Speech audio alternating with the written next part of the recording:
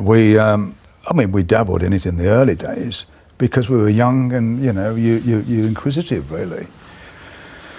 But as far as any kind, we never sacrificed anybody on stage or anything like that. The image was built up basically from when we did the first album. The record company did the album cover, and that's what done it. The inside of the cover was upside down cross, and so that sort of started everybody off. And you got your cross on today the right way up. Yes, it's always the right way up. I mean, I wonder if that's a kind of makes it all a bit disingenuous, really, the idea of being from the dark side. It was a sort of a cheap thrill for the audience. No, we believe in what we did, what we play. Everything we play is, we have to feel it and believe in it. The audience, you can only judge by, we've been here for 45 years. I mean, you answer it. What about the Devil's Interval? Tell me about that, the diminished fifth.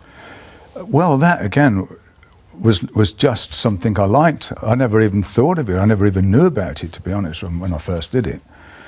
And then later I know, you shouldn't be playing those notes. Why? I mean, I didn't understand all that. I mean, we were 19 years old, You need to explain that, I think, for people watching. What was behind that? What was the sound? And well, Black Sabbath was the first song that had that in. And that was apparently the notes you never use, which we did. But I never knew that. And to me, it was creating music, and that's all I do is create music. I don't try and create anything to destroy people or to upset anybody. And as I say, it's helped more people than they say that supposedly we're Satanists and stuff. We're certainly not. But these things have consequences, don't they? I mean, for some quite baleful consequences. In the autobiography you wrote, you talk about a case of a nurse who killed herself and Paranoid was playing on the turntable. That's right, yeah. Beside her. That's right. And we never know what that reason was. There's always going to be something, isn't there? There's always going to be something they'll find. Does it bother you? Well, you hate to hear anybody that's killed themselves. That's not saying it was us.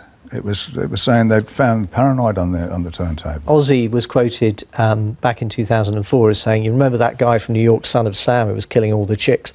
When they got into his apartment, he supposedly had the lyrics to After Forever written on his wall. I thought, are we going too far? Did you? No, I never did. I mean, the lyrics are what happens in the world, The geezer, I mean, you'd have to talk to him because I don't do that. I do all the music. But what Geezer would write about was what he'd seen and what he felt and what we were going through, our lives, the people we were bumping into and the type of people and the things we were seeing. You say, obviously, the lyrics he wrote, but you were part of that. You were part of the atmosphere, part of building that whole environment, the image, the sound, of course, which was so important to it. That creates some responsibility, doesn't it? I think if you're looking into it that deep, yeah. I mean, we looked on it, this is music, and the lyrics were written because when Geezer said to me that he has to write powerful lyrics to go with the powerful music. So it was your fault, not his. Well, it's probably my fault then. You got your route out of Aston.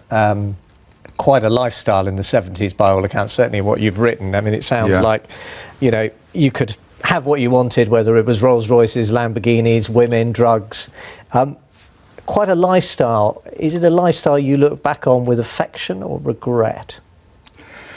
I can't change it, but there's certain things you think, you could have done it in a different way. What things? Well, a lot of the stuff. I mean, give me some examples. The drug side of it, for instance. I mean, if I'd have known what I know now, I certainly wouldn't have dabbled to that extent. I don't think any of us would. Ozzy Osbourne has described cocaine as the cancer of the band. Yeah, it was, absolutely. How much damage do you think it did to you longer term? As far as the band was concerned, I think it done a lot of damage. Initially, we thought it was great and we thought it was helping us create. But at the end of the day, when it came to a point where we had to replace Ozzy, we were in a bad way, and he was certainly in a bad way, and we had to fire him, which was awful. Did you do it face to face? Well, actually, the drummer did it. He told him. We were going to tell him altogether, but Bill stepped in and told him without us. And it was a terrible thing to do. But Ozzy got to a stage where he wasn't into it anymore, and he was doing too much of everything. And we all were doing stuff, but he was worse than what we were. He was a few stages ahead of us. What were you doing? What was I doing? I was doing cocaine and Quaaludes and the stuff around at that time. But that was about far, no acid or anything like that.